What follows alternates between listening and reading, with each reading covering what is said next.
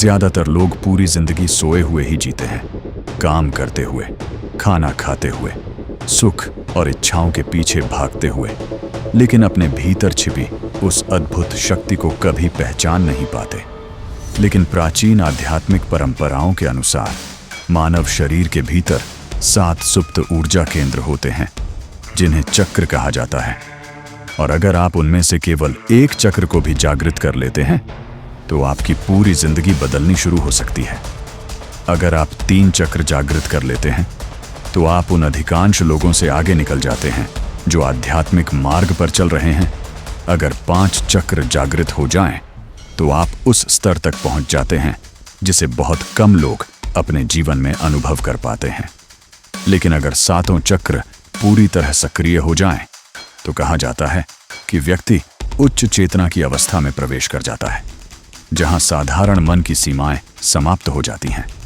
अब असली सवाल यह है, क्या 7 चक्रों को जागृत करना वास्तव में संभव है? उत्तर है हाँ, लेकिन यह आसान नहीं है, क्योंकि चक्र जागरण केवल ध्यान नहीं है, यह अनुशासन है, परिवर्तन है और अपने मन तथा ऊर्जा पर पूर्ण नियंत्रण है। चक्र शब्द संस्कृत से आया है, जिसका अर्थ होता है पहिया या घूमता हुआ वृत्त। माना जाता है कि यह चक्र मानव शरीर के भीतर घूमने वाले ऊर्जा भंवर हैं। प्राचीन योग परंपराओं में शरीर के भीतर 114 ऊर्जा बिंदुओं का वर्णन मिलता है, लेकिन उनमें से 7 को मानव चेतना से जुड़े मुख्य चक्र माना गया है। हर चक्र जीवन के अलग अलग पहलुओं को नियंत्रित करता है, जीवन रक्षा और भावनाओं से लेकर अंतर्ज्ञान, ज्ञान और आध्यात्मिक जागरण तक। अधिकांश लोग पूरी जिंदगी इन ऊर्जा केंद्रों के सुप्त अवस्था में ही बिताते हैं, लेकिन एक बार जब ये जागृत होने लगते हैं तो माना जाता है कि ये असाधारण मानसिक, भावनात्मक और आध्यात्मिक क्षमता को खोल देते हैं।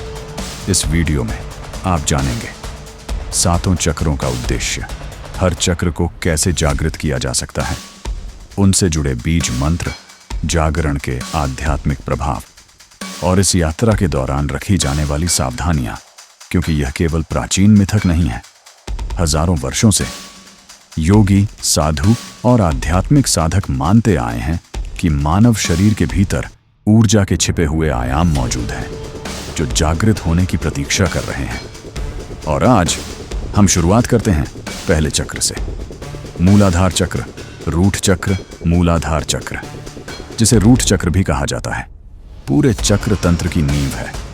यह जीवन रक्षा, स्थिरता, सुरक्षा और भौतिक अस्तित्व से जुड़ा हुआ है। यह चक्र रीढ़ की हड्डी के सबसे निचले भाग में गुदा और जननांगों के बीच स्थित होता है। प्राचीन ग्रंथों में इसे 4 पंखुड़ियों वाले ऊर्जा केंद्र के रूप में वर्णित किया गया है। आध्यात्मिक परंपराओं के अनुसार अधिकांश लोग पूरी जिंदगी इसी स्तर पर फंसे रहते हैं, सिर्फ सुख, नींद, भय और शारीरिक इच्छाओं में उलझे हुए। मूलाधार चक्र का बीज मंत्र है ला।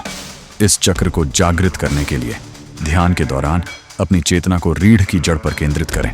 स्थिरता, अनुशासन और सजग जीवन शैली का अभ्यास करें। कुछ सहायक योगासन हैं: ताड़ासन, वीरभद्रासन, वृक्षासन, मलासन, सहायक प्राणायाम, कपालभाति, भस्त्रिका प्राणायाम। जब मूलाधार चक्र जागृत होने लगता है तो व्यक्ति के भीतर साहस, भावनात्मक स्थिरता, आंतरिक शक्ति और शारीरिक इच्छाओं पर नियंत्रण बढ़ने लगता है। लेकिन यह प्रक्रिया समय मांगती है। वास्तविक जागरण धीरे धीरे होता है, निरंतर अभ्यास और आत्म अनुशासन के माध्यम से। स्वाधिष्ठान चक्र, सैक्रल चक्र। दूसरा चक्र है स्वाधिष्ठान चक्र, जिसे सैक्रल चक्र भी कहा जाता है। यह भावनाओं, सुख, रचनात्मकता और इच्छाओं से जुड़ा होता है। यह चक्र नाभि के नीचे स्थित होता है और इसका संबंध नारंगी रंग से माना जाता है। इसका बीज मंत्र है वाम। जिन लोगों की ऊर्जा इस चक्र में केंद्रित रहती है, वे अक्सर मनोरंजन, सुख, रोमांच और भावनात्मक अनुभवों की ओर अधिक आकर्षित रहते हैं। इस चक्र को जागृत करने के लिए रीढ़ सीधी करके बैठें, आंखें बंद करें और नाभि के नीचे ध्यान केंद्रित करें। कल्पना करें कि वहां नारंगी रंग की चमकती हुई ऊर्जा घूम रही है। मंत्र का जाप करें वम। कुछ सहायक अभ्यास: बद्ध कोणासन, उत्तानासन, अनुलोम विलोम, भ्रामरी प्राणायाम। जैसे जैसे यह चक्र जागृत होने लगता है वैसे वैसे आलस्य, भावनात्मक अस्थिरता, अहंकार और लापरवाही जैसी प्रवृत्तियां कम होने लगती हैं। मणिपुर चक्र, सोलर प्लेक्सस चक्र।